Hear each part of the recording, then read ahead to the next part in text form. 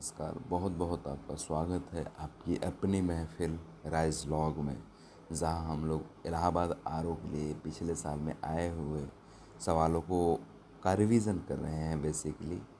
तो आज हम अर्थव्यवस्था से रिलेटेड सवालों का रिवीज़न करेंगे।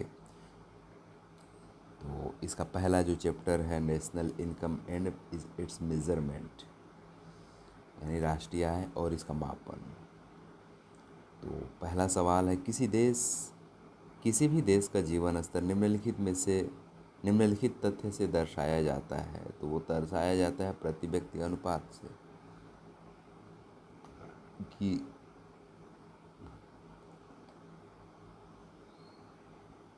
किसी भी देश का जीवन स्तर प्रति व्यक्ति आय से दर्शाया जाता है।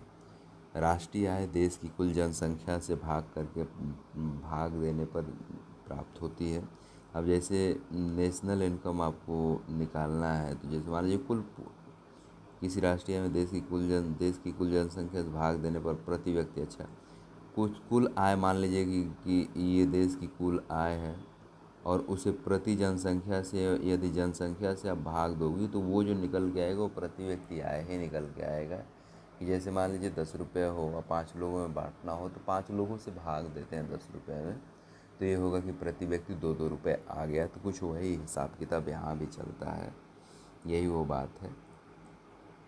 सकल राष्ट्रीय उत्पाद को मूल्य आधारित स्वरूप में निम्नवत रूप में परिभाषित किया जाता है। एक वर्ष की एक अर्थव्यवस्था में तैयार अंतिम वस्तुएं और सेवाएं। अच्छा, सकल राष्ट्रीय उत्पाद जीडीपी किसे कहते हैं? जीडीपी जो है कि एक वर्ष में एक अर्थव्यवस्था में उत्पादित वस्तुएं, नहीं, ये नहीं है।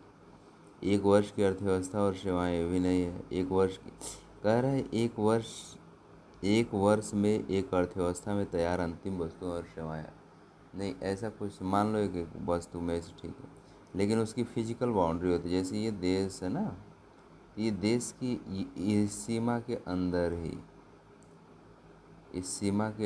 ही, ये सारा वो बखेड़ा होता है कि वो सीमा के अंदर ही आप वो अंतिम रूप से तैयार वस्तु और सर्विस का आप जो है कि वो काम कर रहे होते हो। तो आप ये ना देखिएगा कि अरे ये क्या होता है, और इसमें ऐसा नहीं है कि इसमें कोई भी उत्पादित कर सकता है इस टेरिटोरी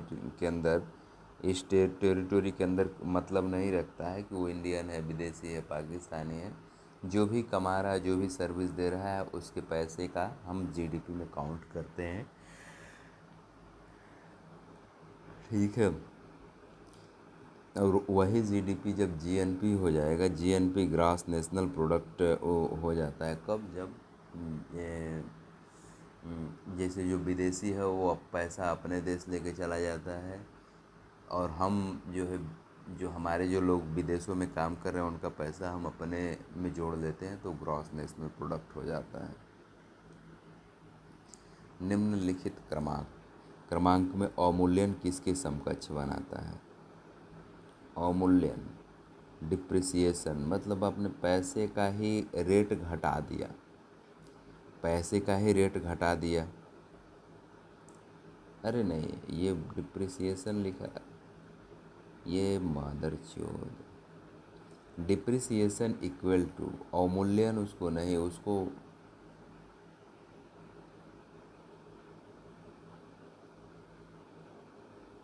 ये शब्द गलत लिखा है, मूल्यह्रास होता है उसका। वो अवमूल्यन मतलब पैसे का वो थोड़ा सा वैल्यू गिरा देना होता है। टूट फूट की किसी संपत्ति में होने वाली कमी है, मूल्यह्रास इसको बोलिए ना। अवमूल्यन का तो मतलब एक तरीके से डिवैल्यूएशन होता है शायद, थोड़ा मूल्य को नीचे गिराना। और ये डिप्रिसिएशन मतलब टूट फूट के कारण जो नुकसान होता है उसको डिप्रिसिएशन कहते हैं। तो डिप्रिसिएशन उसको घटा दीजिएगा। एक अवधि में पूंजीगत इष्टा आर्थिक मूल्य में होने वाली क्रमिक क्रमी है।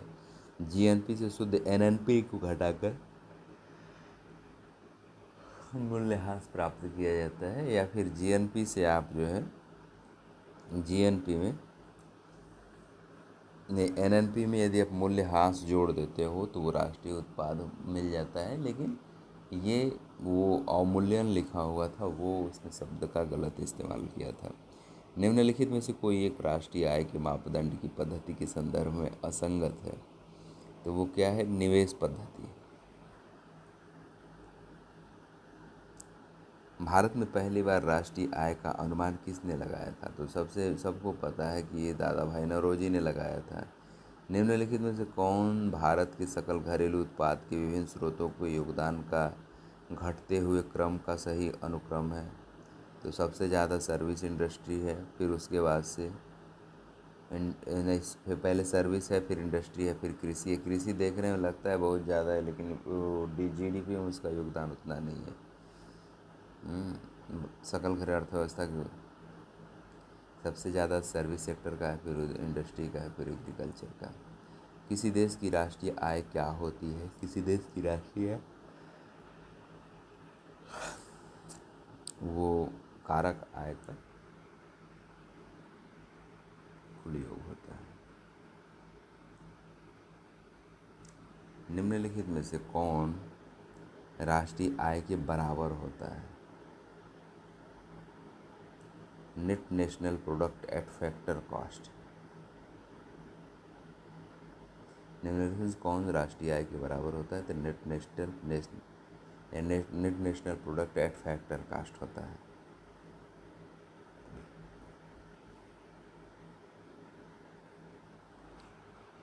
एक देश का निवल राष्ट्रीय उत्पाद, नेट नेशनल प्रोडक्ट, आपने पढ़ा था क्या? वो जीएनपी से आप डिप्रिसिएशन घटाते हो तो ये मिलता है। तो वही देखोगे, जीएनपी से आप मूल्यह्रास कह रहा है कि नेट जीएनपी से माइनस मूल्यह्रास, तो इसका आंसर क्या होगा? डी होगा। ठीक है, याद रखना।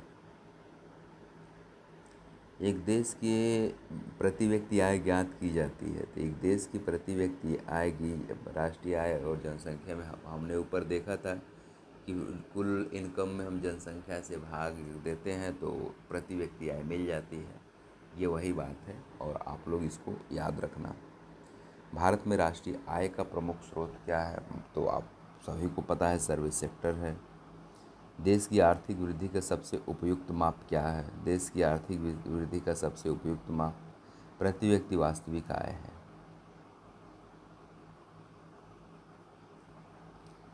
भारत में कृषि आय किस विधि द्वारा आकलित की जाती है? तो भारत में कृषि आय जो है आउटपुट मेथड द्वारा, कि हम कितना लगाए थे, कितना मिला है टाइप का, उस हिसाब से किया जाता है।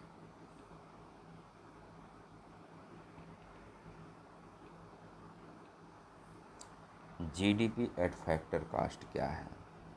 तो जीडीपी एट फैक्टर कास्ट क्या है? तो जीडीपी में जब अप्रत्यक्ष कर और सब्सिडी जोड़ दीजिएगा तो एट फैक्टर कास्ट मिल जाता है आपको। जीडीपी में हमने जो बोला है कि देश के अंदर एक फिजिकल बाउंड्री के अंदर चाहे जो भी अंतिम रूप से वस्तु और सेवाओं का मूल्य हो रहा है वही जीडीपी है। ठीक है, अब उसमें ये कोई मायने नहीं रखता है कि वो इंडिया का है कि विदेशी है कि कहाँ का है, नहीं मालूम है। ठीक है,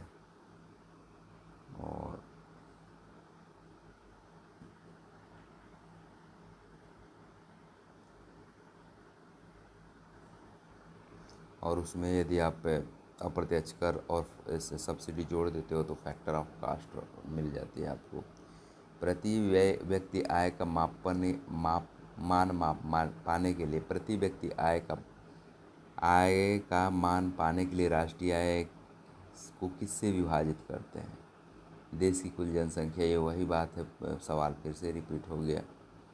औसत उपभोग की प्रवृत्ति क्या है? औसत उपभोग प्रति इकाई आय पर उपभोग।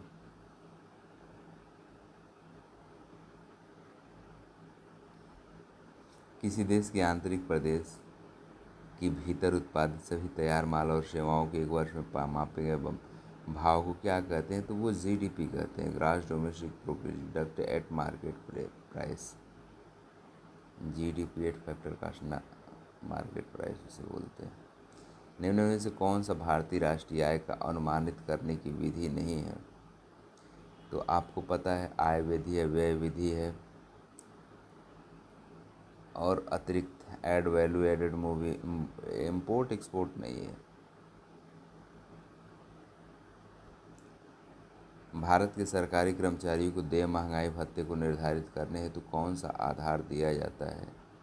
तो उपभोक्ता मूल्य सूची की मतलब प्राइस बढ़ गया इसलिए दाम भी बढ़ गया।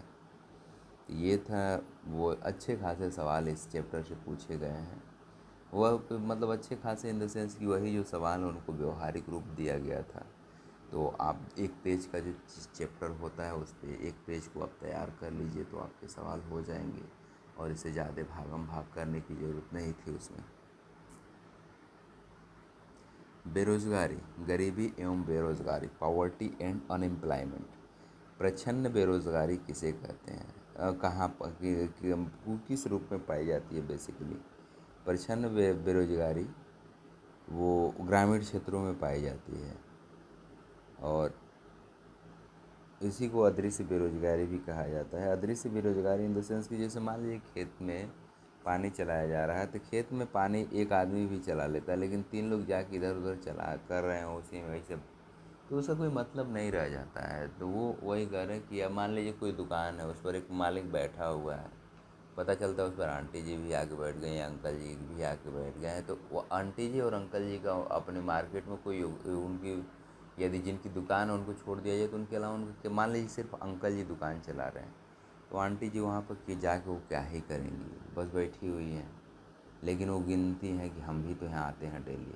या फिर कोई आंटी जी का मान लीजिए दुकान है, वहाँ पर अंकल जी जाके डेली बैठ रहे हैं, हम वहाँ की डेली दुकान देख रहे हैं, अभी किसने बोला तुझे देखने को? तो वो इसी को प्रच्छन्न बेरोजगारी कहते हैं। जैसे 3 लोगों का काम हुआ, 4 लोग भी लगे रहते हैं तो भी छिप जाते हैं, पता नहीं चलता वो भी काम करते हैं। तो यही बेरोजगारी, प्रच्छन्न बेरोजगारी या दृश्य बेरोजगारी कहते हैं दोस्तों। निम्नलिखित में से भारत में किस उद्योग को अधिकतम रोजगार सृजन का श्रेय दिया जाता है? तो वो ये उद्योगों में सीमेंट इंडस्ट्री में नहीं, लोहा में नहीं, जूट में नहीं, कपड़ा इंडस्ट्री, क्योंकि कपड़ा देखिए, कपड़ा यहाँ लोकल तक वो लोगों को जोड़े रखता है, ठीक है।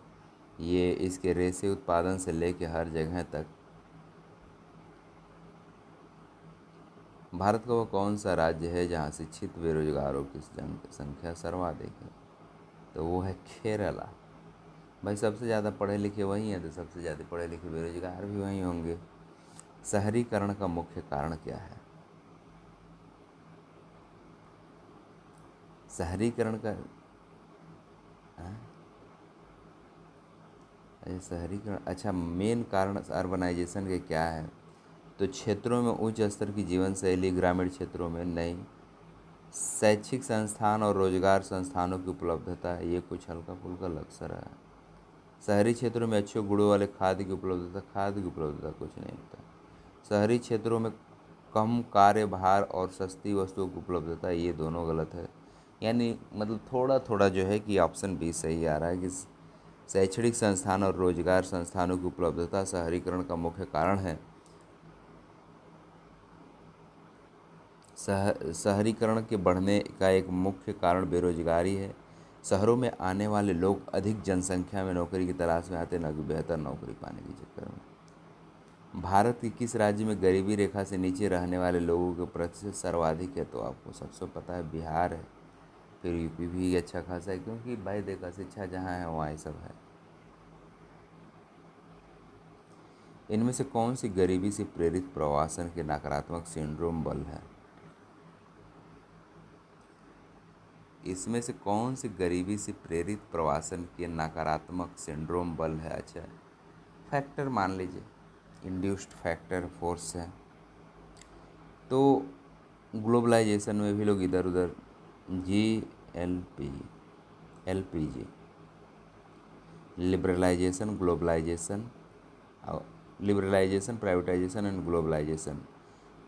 गरीबी से प्रेरित प्रवासन के नकारात्मक सिंड्रोम बल एलपीजी हैं। एलपीजी के पश्चात शहरों की तरफ अशिक्षित और कुशल मजदूर है। आर्थिक विकास एवं आर्थिक क्षेत्र में कृषि। निम्नलिखित में से तृतीय क्षेत्र के कार्यकलापों की पहचान कीजिए। हाँ, एग्रीकल्चर से रिलेटेड यही आएगा कि इसमें कौन से प्राइमरी सेक्टर का है, कौन से सेकेंडरी सेक्टर का है, कौन से टर्शियरी सेक्टर का है। तो तृतीय क्षेत्र वकील क्या है? वकील सर्विस देता है। कॉल सेंटर का कर्मचारी वो भी सर्विस देता है। मछुआरा सर्विस नहीं देता है। साहूकार, कृषक कृषक भी सर्विस नहीं देता है, वो प्राइमरी सेक्टर का है। तो पहला, दूसरा, ए बी और डी, नहीं C, A B D, A B D, option D होना चाहिए, क्योंकि जो साहूकार है वो भी पैसा ही देता है।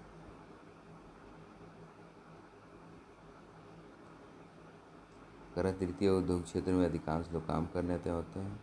उपभोक्ता और अन्य कृषि संगठन, ठीक है।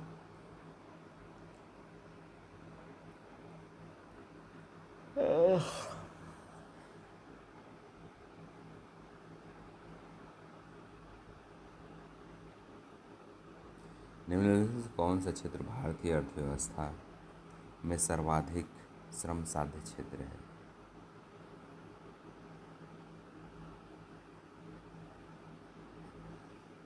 निम्नलिखित में से कौन सा क्षेत्र भारतीय अर्थव्यवस्था में सर्वाधिक श्रम साध्य क्षेत्र है?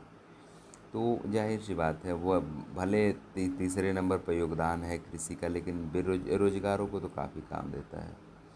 दो राष्ट्रों के बीच व्यापार को क्या कहा जाता है? दो राष्ट्रों के बीच व्यापार को इंटरनेशनल ट्रेड कहा जाता है।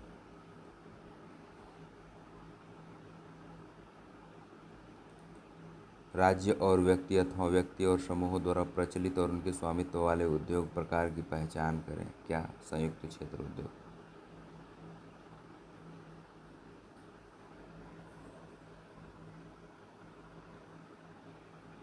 ये हो गया है। कह रहा है कि फिर से प्राथमिक गतिविधियों को, उसमें पहले टर्शरी सेक्टर से था, प्राइमरी सेक्टर से था।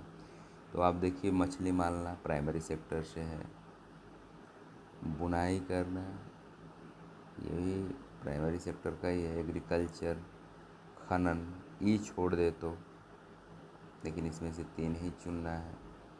तो ए हो गया, सी हो गया, डी हो गया, ए सी डी, ऑप्शन डी। यानी बुनाई किस में आता है?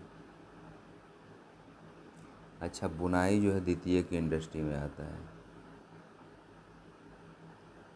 किसी राष्ट्र की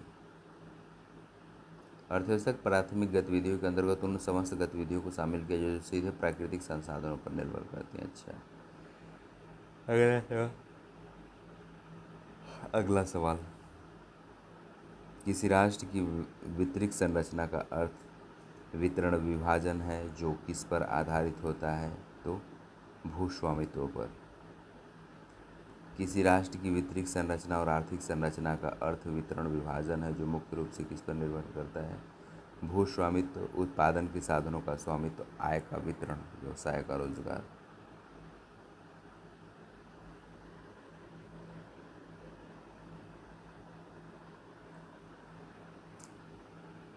भारतीय अर्थव्यवस्था का तृतीय श्रेणी का भाग किससे रिलेटेड है?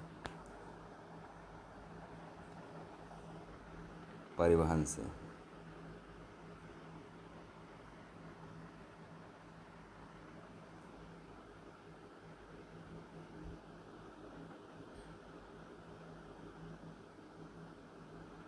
ग्रामीण जनसंख्या अपने प्राथमिक व्यवसाय से पहचानी जाती है। इस संदर्भ में कौन सा प्राथमिक व्यवसाय है?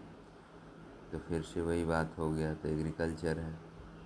भारत के ग्रामीण क्षेत्रों को कृषि कार्यों में स्त्रियों की भागीदारी क्या है? तो स्त्रियों की भागीदारी क्या है? फेयरली हाई है।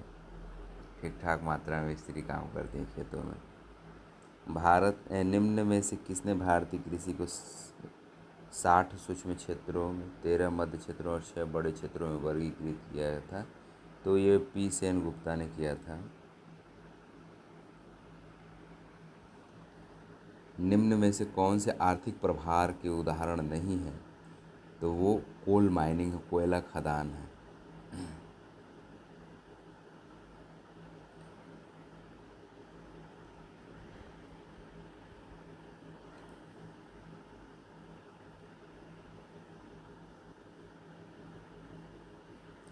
कृषि लागत व मूल्य आयोग सीएससीपी का मुख्य कार्य क्या है? तो सीएससीपी का मुख्य कार्य न्यूनतम सहायक मूल्य है। किस वर्ष में राष्ट्रीय किसान आयोग की स्थापना की गई थी? तो 2004 में राष्ट्रीय किसान आयोग की स्थापना किया गया था। भारत की कृषि और ग्रामीण अर्थव्यवस्था की स्थिति की जांच करने और उसकी रिपोर्ट के लिए किस वर्ष में राज्य की कृषि आयोग की स्थापना की गई थी? तो 1926 से 1928 में।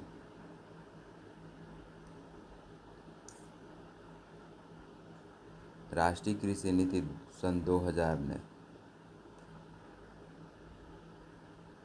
किसको भूमि सुधार का मापदंड मानने पर बल दिया? शायद चकबंदी था क्या? हाँ, चकबंदी था। राष्ट्रीय कृषि नीति 2000 ने चकबंदी भूमि सुधार का मापदंड मापने पर बल दिया। भारत में भूमि सुधार उद्देश्य भूमि के माध्यम से कृषि उत्पादकों को बढ़ावा देना था। किसानों के मूल्य में उतार चढ़ाव से बचाने और किसानों को सहायता प्रदान करने के लिए भारत सरकार द्वारा न्यूनतम समर्थन मूल्य तय किया जाता है। और अंतिम न्यूनतम समर्थन मूल्य कब संशोधित किया गया था? तो अंतिम समर्थन मूल्य संशोधित किया था 1 जून 2016 को। तो ये करंट का सवाल है। अब बताइए कौन सा किस सेक्टर से रिलेटेड है? तो चतुर्थ क्रियाकलाप है, शैक्षणिक है। अच्छा, कौन सा जोड़ा सही नहीं है? प्राइमरी सेक्टर वानिकी से रिलेटेड ठीक है। द्वितीय सेक्टर कपड़ा बुनना ठीक है। तृतीय सेक्टर ट्रेड है। चतुर्थ सेक्टर शैक्षणिक और शैक्षणिक सेवाएं। इसमें तो मुझे सब सही लग रहा है, लेकिन इसमें क्या है? शैक्षणिक से अच्छा, शैक्षणिक सेवाएं ये जो स्पेशली है शैक्षणिक सेवा, ये तृतीय सेक्टर के अंतर्गत आती है।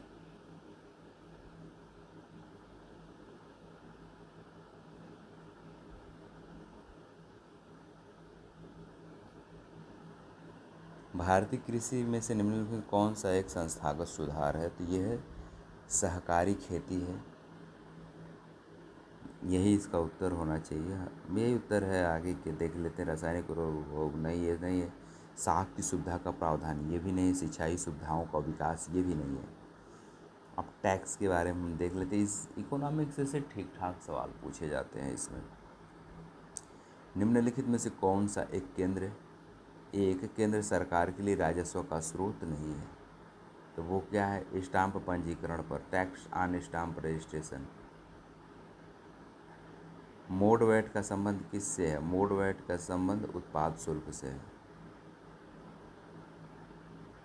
केंद्र सरकार की आय का सबसे बड़ा स्रोत उत्पाद शुल्क किस पर लगाया जाता है?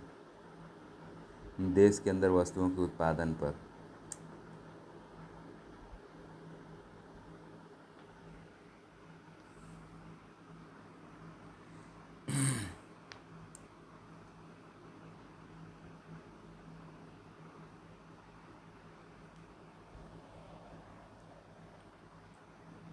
कौन सी समिति अप्रत्यक्ष कर से संबंधित है? तो रेखा समिति। वांचू समिति प्रत्यक्ष कर से है। चलैया समिति कर सुधार से है। रेखा समिति अप्रत्यक्ष कर से है। सरकारी या संबंध तो वो केंद्र सरकार से, राज्य और केंद्र के संबंधों से रिलेटेड है। अप्रत्यक्ष समिति है तो आप जानते हैं सरकारिया समिति और पंछी समिति तो केंद्र राज्य संबंधों पर आधारित हैं। और लेकिन ये बात भी है, इसको अब मैं मतलब ऐसे आ जाए तो बना नहीं सकता था, क्योंकि मुझे एक ही याद है, बाकी याद नहीं है मुझे कि। लेकिन यह है वांचू समिति प्रत्यक्ष कर से है। चलैया समिति कर सुधार से है। रेखा समिति अप्रत्यक्ष कर सुधार से है।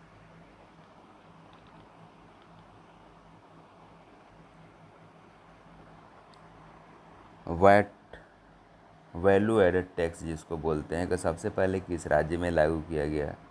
तो सबसे पहले हरियाणा में लागू किया गया था। एड वोलरम टैक्स यानी वैट, जिसको यथामूल्य कर, देख रहे हैं हिंदी में क्या लिख रहे हैं मादरचोद सब। यथामूल्य टैक्स किसको कहते हैं? तो यथामूल्य बाजार में लिए जाने मूल्य पर कर लगाना। तो वही वैट ही है, लेकिन इसको एक अलग तरीके से यथामूल्य लिखे हैं। What is the full form of है, जीएसटी छोड़ बहन यही रह गया। वस्तु और सेवा कर के संबंध में निम्नलिखित कथनों पर विचार कीजिए। जीएसटी में सम्मिलित करों में केंद्रीय उत्पाद शुल्क और सेवा कर, अतिरिक्त सीमा शुल्क तथा अधिभार सीमा होते हैं। प्रतिभूतियों की खरीदारी और विक्रय पर प्रयुक्त लाभ होगा। वस्तु और सेवाओं का संजाल जीएसटीएन और गैर लाभी और गैर सरकारी फर्म है जो केंद्र और राज्य सरकारों के आईटी अवसंरचना और सेवाएं प्रदान करेगा। भारत में अप्रत्यक्ष कर सुधार का एक महत्वपूर्ण कदम होगा। तो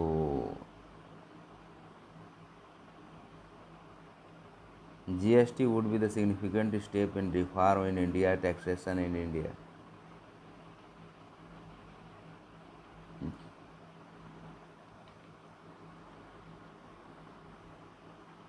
GST will be applicable on the sales and purchase security, ये बात तो सही थी।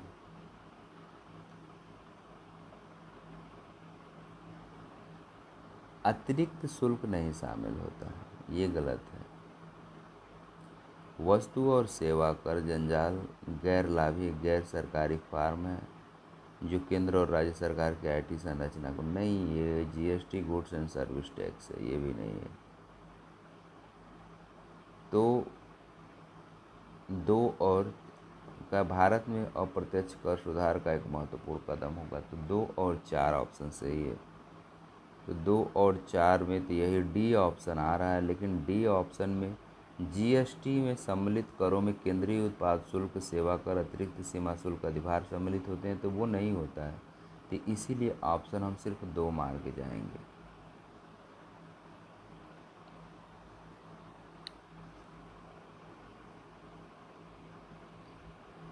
– 2016 को केंद्र ने वस्तु और सेवाओं के लिए दर संरचना में कितने स्लैबों को प्रस्तावित किया था? तो 4 स्लैब्स को प्रस्तावित किया था।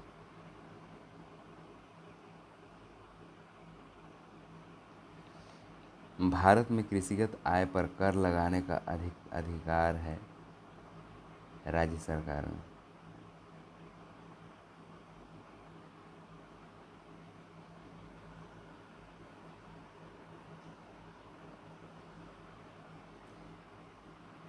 ग्रामीण गरीब के स्वयं सहायता समूह सेल्फ हेल्प ग्रुप को बैंकों से जोड़ने को प्रायोगिक परियोजना के रूप में किस वर्ष में आरंभ किया गया था?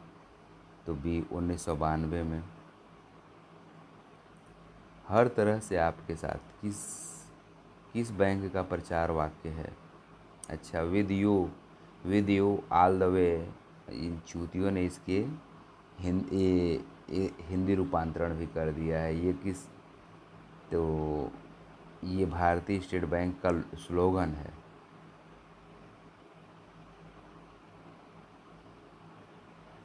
और एचडी बैंक ऑफ इंडिया का है बैंक से परे संबंध। एचडीएफसी हम आपकी दुनिया को समझते हैं। और इंडियन बैंक का आपका अपना बैंक, इंडियन बैंक, ये स्लोगन है इनके। तो जब से ये राजीव कुमार बने हुए हैं, हेड बने हैं एचडीएफसी बैंक के, तो आप समझ जाइए कि ये इससे सवाल स्लोगन आ सकता है। तो इसका उत्तर होगा हम आपकी दुनिया को समझते हों।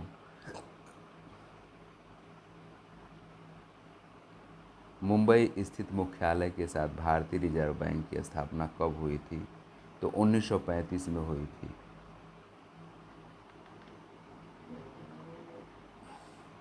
सरकारी बैंक या सार्वजनिक क्षेत्र के बैंक की स्वीकृति के लिए सरकार द्वारा न्यूनतम शेयर धारिता कितनी होती है? तो 51% सरकार की। तो जाहिर सी बात है, लेकिन लोगों को लगेगा 75% क्योंकि सरकारी सर नहीं, वो 51% पर भी रोक सकती है। वही मिनिमम मान के चलो, कट ऑफ है, उसके बाद से नहीं। अंतर्राष्ट्रीय धन हस्तांतरण के लिए निम्नलिखित में से क्या प्रयुक्त होता है? तो स्विफ्ट प्रयुक्त होता है। इसमें हम ज़्यादा एक्सप्लेन नहीं करने जा रहे हैं।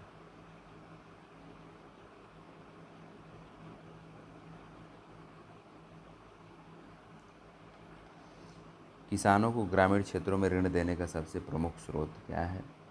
तो कोऑपरेटिव एजेंसियां हैं, स्थानीय साहूकार, लेकिन जो सबसे अप्रोप्रिएट यदि देखिएगा गैर संस्थागत तो स्थानीय साहूकार लोग हैं।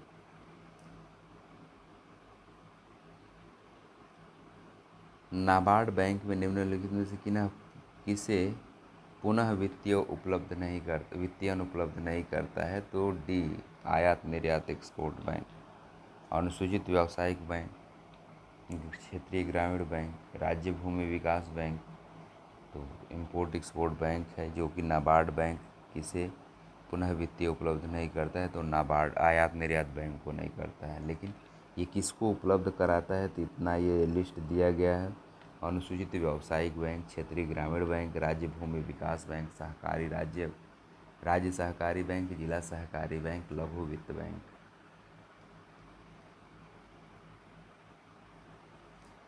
किस वर्ष भारतीय रुपया का एक माह के अंदर 2 बार अवमूल्यन किया गया था? तो ये 1991 है।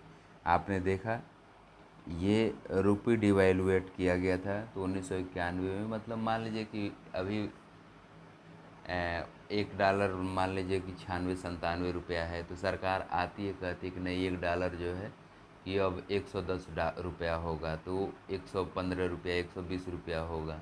तो वो अपनी मर्जी से डिवैल्यूएट कर दी कि हमारे डॉलर का रुपये का मूल्य कम है। नाबार्ड का मुख्य कार्य क्या है? एग्रीकल्चर रिसर्च, कृषि वित्तीय संस्थानों को पुनर्वित्तयन, यही इसका आंसर होना है। फार्मर ऋण प्रदान करना, उर्वरक प्रदान करना, ये सब काम नहीं है। 1982 में इसकी स्थापना हुई थी, तो याद रखना। भारत का राजकोषीय नीति के द्वारा प्रतिपादित या तैयार की जाती है। क्या तैयार किया जाता है? वित्त मंत्रालय द्वारा। भारत की राजकोषीय नीति वित्त मंत्रालय ही तैयार करता है, तो याद रखिएगा। भारत में रुपए के अवमूल्यन को प्रथम बार 1972 या 49 में ही प्रथम बार किया गया था। प्रथम बार 1949 में वो अवमूल्यन किया गया था। तो आपने देखा होगा मूल्यह्रास को भी एक जगह अवमूल्यन लिखा था, तो वो सही बात नहीं है। नाबार्ड का निर्माण 1982 में हुआ था, तो ये कोई बात नहीं। काराटंकड़ के दशमलव पद्धति के साथ परिवर्तित नया पैसा कब बना? 1 जून 1964 को। भारत का सबसे बड़ा वाणिज्यिक बैंक कौन सा है? वाणिज्यिक बैंक कौन सा? तो सबको पता है, SBI है। मध्य प्रदेश में मुद्रा छाप का कारखाना कहाँ स्थित है? तो वो देवास में है। कई जगह हैं, भारत के 4-5 जगहों पर है। कहाँ कहाँ है देख लीजिए, 4 जगहों पर है। नासिक में है, महाराष्ट्र के नासिक में है, मध्य प्रदेश के देवास में है, कर्नाटक के मैसूर में है, सालबोनी पश्चिम बंगाल में है। तो नोट छपाई का काम किया जाता है। देवास और नासिक की करेंसी नोट वित्त मंत्रालय के अधीन तथा मैसूर और सालबोनी के नोट प्रेस रिजर्व बैंक के अधीन काम करते हैं। अच्छा, जो मैसूर और सालबोनी से नोट छपता है वो रिजर्व बैंक के अंतर्गत छपता है, और देवास और नासिक का जो प्रिंटिंग प्रेस है वो वित्त मंत्रालय के अधीन वो नोट छाप रहा होता है। तो याद रखना, ये नया फैक्ट हमको दिखाई दिया है। भारतीय रिजर्व बैंक का मुख्यालय कहाँ स्थित है? तो भारतीय रिजर्व बैंक का मुख्यालय मुंबई में स्थित है। भारतीय रुपये का अवमूल्यन कितनी बार हुआ है? तो 3 बार हुआ है। कब कब हुआ है भाई? एक तो 49 में पहली बार भारतीय रुपये का अवमूल्यन किया गया था, 1966 में दूसरी बार किया गया था, तथा 1991 में तीसरी बार किया गया था। तो ये फैक्ट आप याद रखना, ये सवाल थोड़ा सा।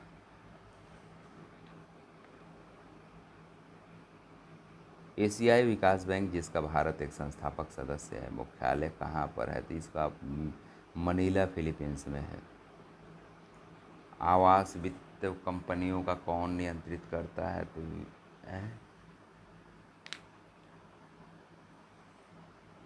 आवास वित्त कंपनियों को कौन नियंत्रित करता है? तो राष्ट्रीय आवास बैंक नियंत्रित करता है।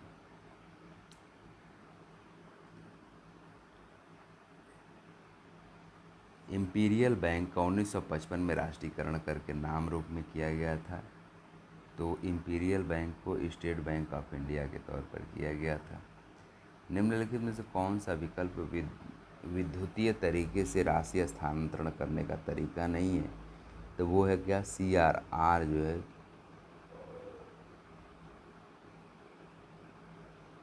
बाकी नेफ्ट, RTGS, IMPS ये सब ऑनलाइन कर सकते हैं, लेकिन CRR नहीं है। कैश रिजर्व रेशियो इसको बोलते हैं। नाबार्ड का पूरा नाम क्या है? National board for agriculture and rural development. शायद पहला ऑप्शन इसका सही है। National bank for agriculture and rural development. National bank for a और डी में मुझे कंफ्यूजन हो रहा है यार। D, option D, national bank for agriculture and rural development. National board of, नहीं बोर्ड नहीं है यार, चूतिया साला। National agriculture bank and rural development ये नहीं है, ये डेवलपर नहीं है, ये भी नहीं। National bank for agriculture and rural development. जब इस तरीके के सवाल आए तो इनको 2 बार 3 बार पढ़ना चाहिए, उनके उत्तर को सवाल में जवाब मिल जाता है। कृषि क्षेत्र के लिए बैंक प्रदत्त ऋण किस सर्वोच्च संस्था द्वारा दिया जाता है? तो नाबार्ड द्वारा दिया जाता है।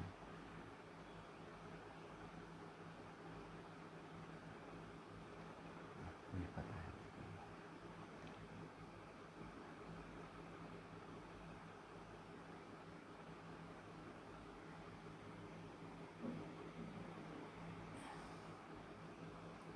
निम्नलिखित में से कौन कृषि और कृषि के संबंध क्षेत्रों को व्यापक स्तर पर उधार राशि उपलब्ध कराता है? व्यावसायिक बैंक। बैंक दर क्या है? यह किस दर पर तय होती है?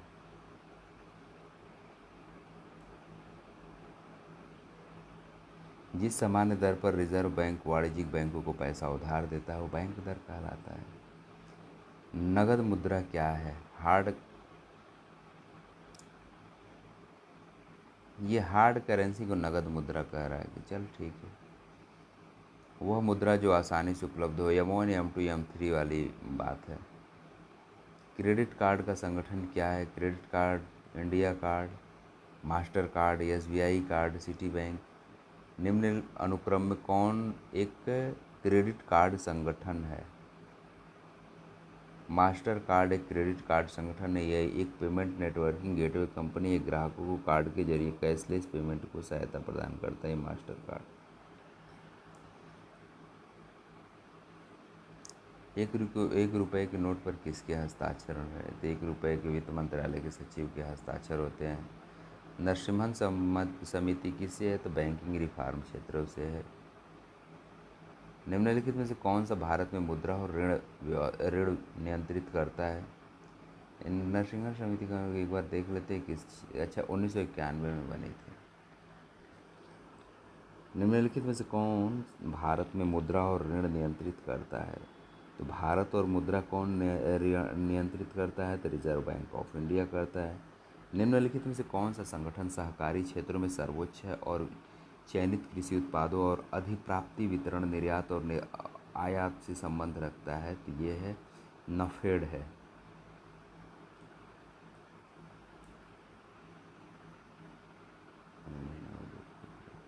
भारत में 10 रुपये की करेंसी के नोट पर किसके हस्ताक्षर हैं? तो रिजर्व बैंक के। 2 के बाद से किसी भी नोट पर रिजर्व बैंक के ही हस्ताक्षर है।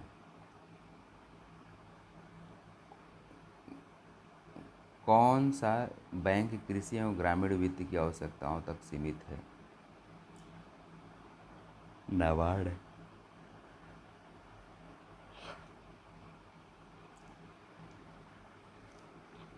किस संगठन ने TRIDS प्लेटफॉर्म पर MSMEs के फ्री ऑनबोर्डिंग संसाधित करने के लिए स्वावलंबन क्राइसिस रिप्रेसिव फंड की स्थापना की? सिडबी ने।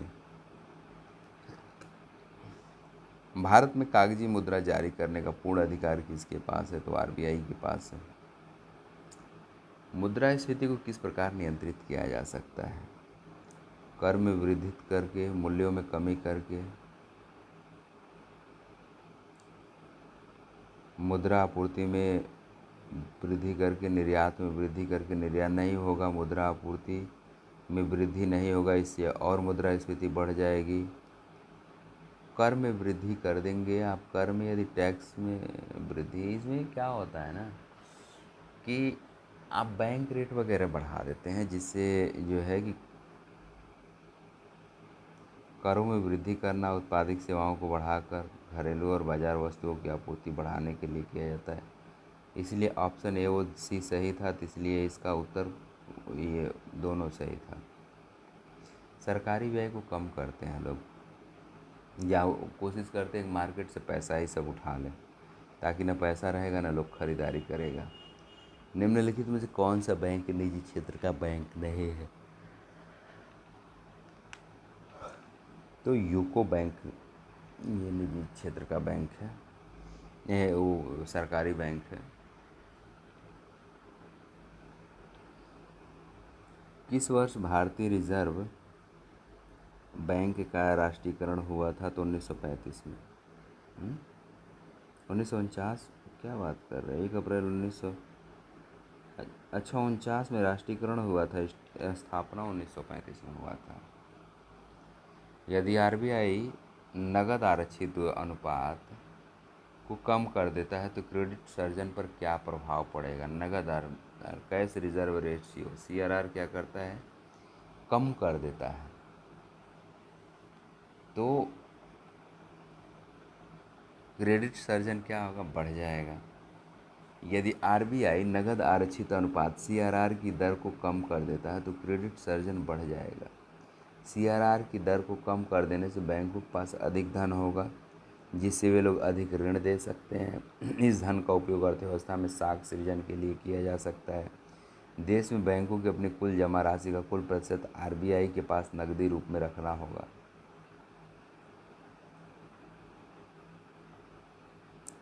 भारतीय रुपये का नया प्रतीक मिश्रण क्या है? तो वो देवनागरी और रोमन से। इसमें से कौन आरबीआई का अनुषंगी है?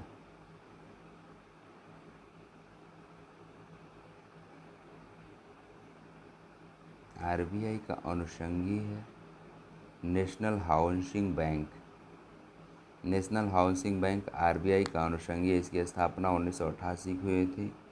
इसका उद्देश्य आवास वित्त संस्थाओं के उन्नयन के लिए एक प्रधान एजेंसी के रूप में कार्य करने एवं ऐसी संस्था को सहायता प्रदान करना। अच्छा, नेशनल हाउसिंग बैंक वो आरबीआई जैसा ही काम कर रहा है। इनमें से कौन सा एक भारत का राष्ट्रीयकृत बैंक है? IDBI, HDFC bank, Canara bank. Canara bank था। बैंकिंग में MISI कोड क्या है? MSME। अच्छा, MICR magnetic ink comment colour recognition था, यही ऑप्शन है। मैग्नेटिक इंक, अरे यार character recognition, sorry sorry sorry.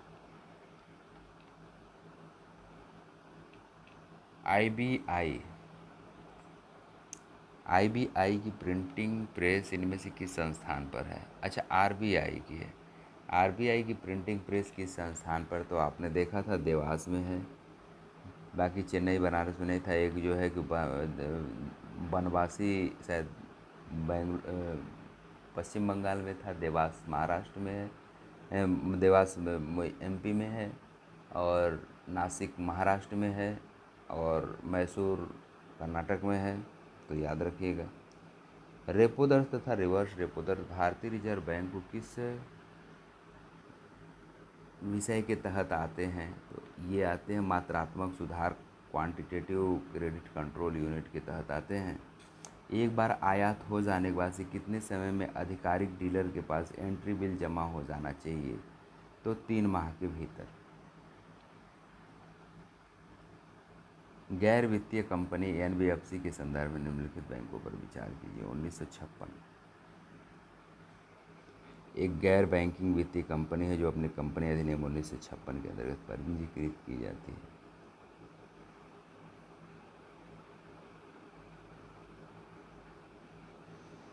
वे उधार देने के साथ शेयर बाजार में निवेश भी कर सकते हैं। सही बात है। भुगतान और निपटान प्रणाली का हिस्सा नहीं, वो खुद पर तैयार किए गए चेक जारी नहीं करते हैं।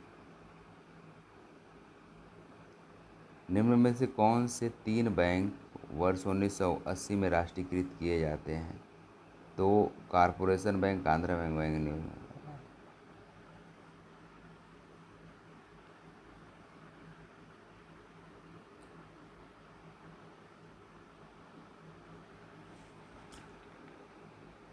भारत सरकार की ओर से कौन सी संस्था करेंसी नोट जारी रखने का, तो वो वित्त एक तो रिजर्व बैंक ऑफ इंडिया रखता है।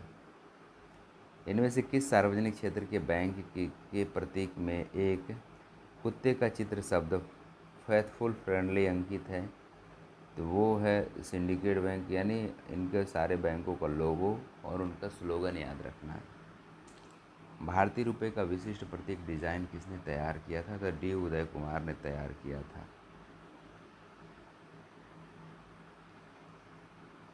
उत्पादन और कर संबंधी, अब इसको हम यहीं रहने देते हैं। इस सवाल अब यहाँ से हम कल इसको हम रिवीजन करेंगे। तब तक के लिए बहुत बहुत धन्यवाद।